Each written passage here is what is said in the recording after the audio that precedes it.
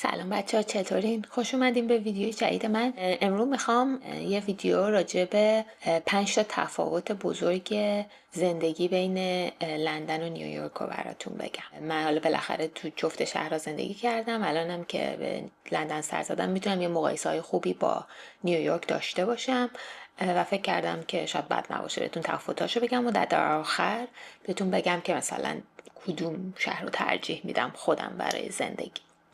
اولین تفاوتی که میتونم نام ببرم اینه که نیویورک یه شهر مولتی کالچورال تره نسبت به لندن. جفت این شهرها خیلی مثلا آدم از همه جای دنیا توشونه و یعنی در واقع با بقیه دنیا مقایسه کنی این دوتا خیلی از این نظر به هم شبیهن، ولی اگه بخوام بگم یکیشون تنوع نژادی توش بیشتره و یه جورایی از هر جای دنیا که باشی راحت‌تر توش قاطی میتونی بشی و بلند بشی، واقعا شهر نیویورک. تقریبا حتی اگه بخوای سرم بزنی احساس میکنم که حس جدا بودن از شهر رو پیدا نمی کنی، انقدری که متنوعن آدم های توش و اینا. این اولین فرقشونه. دومی میخوام یه مقایسه راجع به خود بافت شهر بکنم و مدلی که هستن. خب نیویورک شهر جدیدتریه، لندن خب شهر هیستوریک و قدیمیه و به همین دلیل تفاوت‌های ظاهری آشکاری دارن. خب نیویورک خیلی متراکم‌تره، ساختمون‌های بلند زیاد داره، همه چی نزدیک به همه. لندن خب شهر قدیمی تر و تاریخی تریه، خیلی ساختموناش کوتاه‌تر و خیلی شهر تاریخی تریه به طور کلی میتونم بگم. خیلی هم لندن تمیزتر از نیویورکه و حالا با همین مقایسه که این هفته داشتم نگاه میکردم، خیلی مثلا آدمای بی خانمانش کمترن، شهر تمیزتر، بوی بهتری میده در مقایسه با نیویورک. خود پابلیک ترانسپورتیشنشون یا این سیستم حمل و نقلشون هم بخوام مقایسه کنم، با وجودی که مثلا سابوی لندن توب خیلی قدیمی تره، ولی توش رفتیم و اینا احساس میکنم خیلی تمیزتر از نیویورک. به نظر میاد که قطاراش و اینا نوتر بودن، یعنی که کلا سرویسشون بهتره و بهتر ازشون نگهداری میکنن. امتره، قطعا امتره. نیویورک بعضی جاهاش واقعا یه جوریه، اینجا احساس میکنم که کمتر اون حسو میکنی. قیمتش هم پایین تره اینجا، این هم جالب بود برام. و آره دیگه کلن احساس میکنم از نظر تمیزی و اینا اگه برای کسی مهم باشه لندن شاید شهر بهتری باشه. سومین تفاوت، نیویورک احساس میکنم که زندگی توش، حالا یه اصطلاحی دارن اینا میگن فست پیسه، یعنی خیلی همه چیز سریع انجام میشه، مردم هی در حال تکاپوان و همه سریع میخوان این ور اون ور بگن. نه اینکه لندن نباشه، لندن هم شاید در مقایسه با بقیه شهرها اونجوری به نظر بیاد، ولی نیویورک یه لول دیگه ای داره، خیلی سریع زندگی، خیلی ورک کالچرش یا این سیستم کاریش خیلی هم فرصت های خیلی زیادی توش هست، ولی هم خیلی سریع ورک لایف بالانس یا اون بالانس بین زندگی و کار توش کمتره در مقایسه با لندن. از این نظر میشه گفت که حالا بسته به شخصیت هر کسی که مثلا زندگی کاری آروم میخواد یا مثلا زندگی سریع و با رشد زیاد میخواد، خب بسته به این میتونه بین نیویورک و لندن انتخاب کنه. ولی حالا در ادامه این بخوام چهارمین تفاوتشون رو بگم، اینه که حقوق ها تو نیویورک بالاتره و به مراتب بالاتره و رشد هم بالاتره. یعنی مثلا لندن یا انگلیس کلا حقوقا یه سقفی دارن، به یه جایی میرسن دیگه تقریبا بعد اون خیلی نمیتونی انتظار داشته باشی رشد داشته باشی. توی آمریکا و به نوبه اون نیویورک این سقف تقریبا وجود خارجی نداره و واقعا بسته به تلاش و هر چیزی که هست انتهایی نداره. ولی در نتیجه اگه که مثلا آدمی هستین که اون رشده براتون مهمه، اون حقوقتون میخواین به هر لولی که میخواین برسه با تلاش و کارتون، نیویورک شاید برای اون سبک آدم ها بهتر باشه. از نظر درچه خب حقوق نیویورک کلاً حقوق تو نیویورک خیلی بیشتره. از اون ور با وجود که نیویورک یکی از گرونترین یکی از بالاترین تکس ها رو داره، در واقع مالیات ها رو داره تو آمریکا، ولی لندن مالیاتش بیشتر از نیویورکه.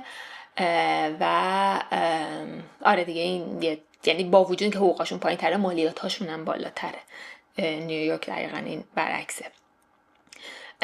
ولی نیویورک شهر گرونتریه، یعنی اگه بخوای مقایسه کنی مثلا هزینه اجاره کردن خونه، هزینه مواد خوراکی و مایحتاج روزمره، اینا همه توش بالاتره.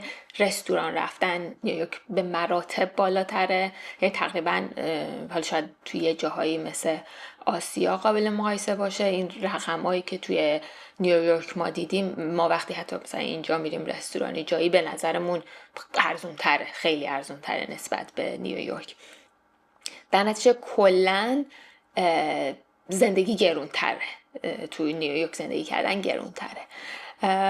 ولی نمیدونم حالا با اون حقوق بالاتر خود quality of lifeشون یا اون کیفیت زندگیشون یه جورایی به علاقه خودت بستگی داره. میتونن هر کدومش برای یکی مثلا زندگی آرومتر و ولی با حقوق پایینتر باز میتونه quality of life خیلی خوبی داشته باشه تو لندن.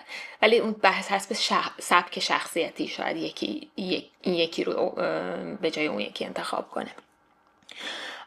آخرین تفاوتی هم که بخوام بگم بخش هزینه های درمان و کلاً زندگی در زمان بازنشستگی، اینا اگه بخوایم مقایسه کنیم، خب آره حقوقای توی لندن گفتیم پایین تره، ولی از اون ور خیلی کمک های دولتی و این چیزا دارن. یعنی مثلا هزینه درمان ندارن تقریبا. خب مثلا من خودم اینجا زندگی کردم، اینا حتی برای مهاجرا و کسایی که از جای دیگه میان هزینه درمان خیلی پایینی دارن و در اختیارت قرار میدن. خب تو آمریکا و به مراتب بدتر تو نیویورک کلاً هزینه درمان بالاست و میتونه واقعا آدم ها رو ورشکسته کنه و این هرچی هم که سن آدم بالاتر میره خب مسلما این یه به صورت یه مشکل میتونه دیده شه. و برای بازنشستگی هم اینجا اکثرا این حالت پنشن دارن. اینجا منظورم لندنه، یعنی که مثلا حالا آدم‌ها تا یه زمانی کار میکنن، بعدش هم که بازنشسته شدن همون حقوق بازنشستگیشون رو میگیرن و اینا، که یه بالانسی میتونه داشته باشه دیگه. یعنی احساس نیاز پیدا نخواهد، حالا ممکنه زندگی لاکچری نخواهند داشت با اون پول، ولی میتونن زندگی مناسبی داشته باشن. ولی تو آمریکا یا بگم نیویورک اینجوریه که کلاً اصلا چیزی به نام پنشن یا حقوق بازنشستگی وجود خارجی نداره. شاید یه سری شرکت‌های خیلی کمی باقی مونده باشن که اینو دارن. اینا یه زمانی سویچ کردن روی حالا بهش میگن 401k که در واقع تو زمانی که کار میکنی، هنوز داری کار میکنی، قبل بازنشستگی میتونی قبل از اینکه تکس رو از حقوقت کم کنن یه مقداریشو وارد 401k کنی که بعد اون پولاری که میریزی اونجا میتونید وارد مارکتش کنی و پول رشد کنه تا زمانی که به بازنشستگیت برسی. بعد فکر کنم حوالی سن 60 سالگی به بعد اجازه داری که از اون پول استفاده کنی و در واقع ولی همون موقع که میخوای استفاده کنی تکسیشو باید بدی، ولی خب بالاخره این پول رشد پیدا کرده.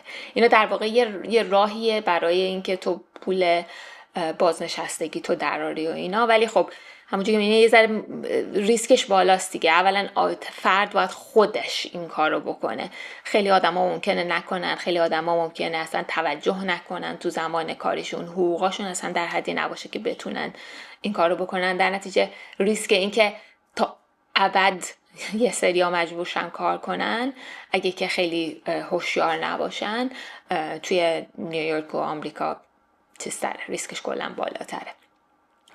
و آره دیگه، خلاصه یه جورایی اگه بخوایم چیز کنیم، شاید نیویورک برای آدمای جوون سالم دنبال رشد و دنبال ریسک زیاد شاید شهر بهتری باشه برای زندگی، ولی شاید وقتی آدم سنش بالاتر میره و میخواد حتی میخواد بچه دارشی، شاید مثلا من نیویورک رو پیشنهاد ندم به کسی که بچه داره به خاطر هزینه های بالاش. ولی هرچی که چیز شدی، آره سن رفت بالا، شاید مثلا لندن بعد برای اون بهتر باشه. خود من شخصا زندگی تو نیویورک رو دوست دارم، ولی حالا شاید به خاطر اینه که توی اون بازه از زندگیمم که مثلا چه میدونم رشد کاری و نزدیک آدمای زیاد و چه میدونم محیط پویا و این چیزا بودن برام مهمتره توی این مرحله از زندگی.